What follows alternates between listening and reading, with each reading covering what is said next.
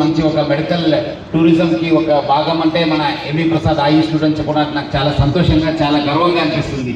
ఈరోజు 4 రాష్ట్రంలో కూడా మంచి సేవే, మన తెలంగాణలో, ఆంధ్రప్రదేశ్, కర్ణాటక, ఒరిస్సాలో కూడా చాలా మంచి ఎక్సలెంట్ సర్వీసెస్ ఇస్తున్నారు. సో సిబ్బందికి నేను పేరు పేరుగా డాక్టర్స్ అందరు కూడా నేను పేరు పేరు అభినందిస్తున్నాను.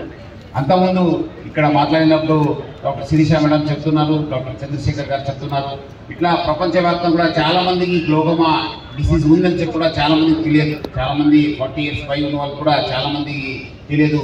చాలా మంది అది ఒక ఇర్రివర్సిబుల్ బ్లైండ్నెస్ అనేది కూడా తెలియదు. It's like a silent thief of sight అంటారు. సో ఇప్పుడే చెప్పినట్లు ఆల్మోస్ట్ చాలా మంది మన ఇండియాలో ఆల్మోస్ట్ 1 crore పైన మంది ఈ ఒక డిసీజ్కి బలి అయిపోతున్నారు. ప్లస్ అదేవిధంగా ప్రపంచవ్యాప్తంగా కూడా 80 million people are affected with this disease ఉన్నారు. సో ఇలాంటి కార్యక్రమం వల్ల డెఫినెట్లీ ఒక మంచి అవేర్నెస్ వస్తుంది, మనకు ప్రజలు కూడా తెలుస్తుంది. సో ఇంకా ఇది ప్రజలకు తీసుకెళ్లాల్సిన బాధ్యత అందరిపైన ఉంది.